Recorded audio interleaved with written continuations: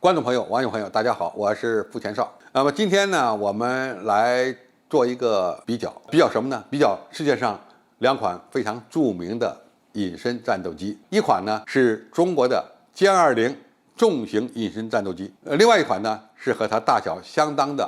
俄罗斯的苏57战斗机。那么苏57战斗机啊，刚刚开始列装俄罗斯空天军，目前呢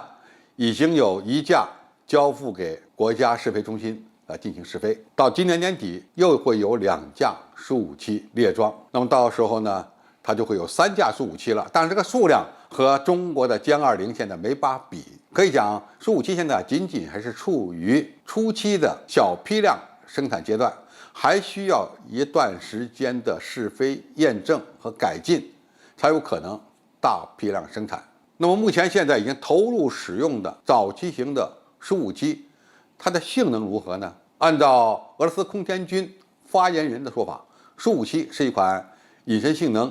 非常好的战斗机。那么它到底如何？我们过去曾经对苏57的隐身做过一些分析评述，比如说它的进气道比较直，从前方能够直接看到发动机的压气机，那么在正前方或者是斜前方，它的隐身效果就会大打折扣，因为发动机是一个强反射体，被雷达波照射到以后，你要想掩盖它的所在就比较困难，必须还采取其他的一些措施才能解决这个问题。而歼20、F-35这些第4代的隐身战斗机呢，往往采用的是重量轻、效果好的棒式进气口，而且它的进气道呢采用 S 型的进气道，这有助于遮蔽发动机的压气机，不被前方照射来的雷达直接照射。那么在一些细节的设计方面，苏57应该说也不到位。比如说舱口盖，无论是发动机舱还是检查窗口或者是弹药窗口，一般来讲都要符合平行的原则，前后缘往往应该采用锯齿形的设计，而这一点呢，苏57也没有做到，因此对它的雷达反射截面的降低还是有一定影响的。另外呢，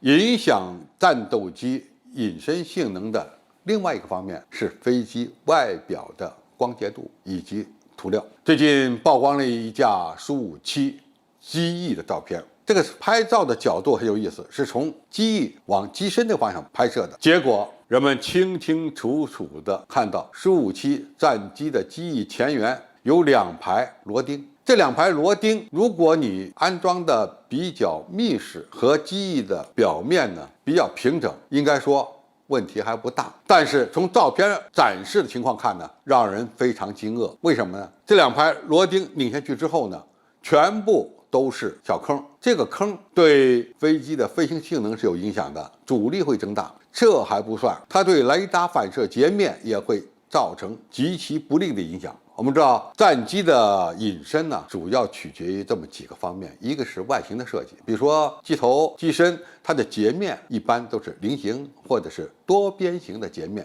尽量的取消垂直的截面，以免呢和机翼、尾翼或者是前翼构成直角。那么一旦它构成直角，那么雷达反射截面就比较大了。那么外形隐身应该说是很重要的一块。苏57总体来讲还是做的可以的，只不过细节还不到位。但是现在更大的细节暴露了，就是它的表面采用了大量的螺钉来安装这个机翼蒙皮或者是窗口盖。那么你用螺钉呢，问题也不大，但是你必须要做的比较平整，而且拧螺钉装上去之后，还需要涂敷隐身涂料，才能达到比较好的效果。现在来看，这架苏57在细节上面、设计上面存在了很多问题，在生产加工方面也存在着巨大的缺陷。这些连接的部位，理论上讲，现代战斗机最好是减小螺钉、螺帽以及铆钉的安装，采用交接的方式更平整。对比一下中国的歼20，你可以发现歼20的外形非常的光顺，甚至比美国的 F-22战斗机、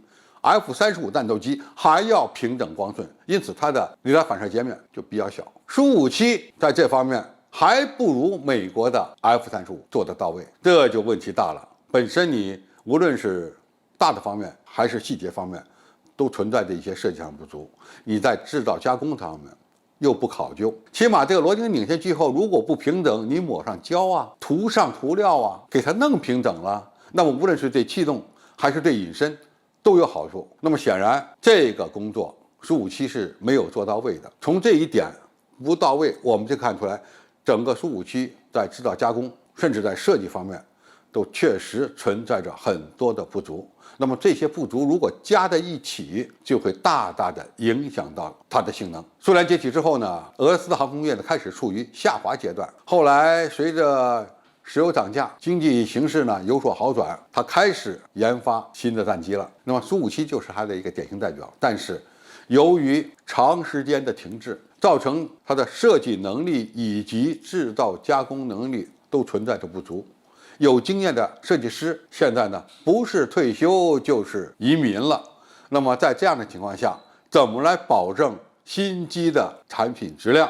就是一个大问题了。如果这些问题不解决，俄罗斯的军事航空工业要想继续前进，进一步腾飞，恐怕会遇到很多的问题。有句话说得好，细节决定成败。希望俄罗斯相关的设计制造部门在苏57的细节方面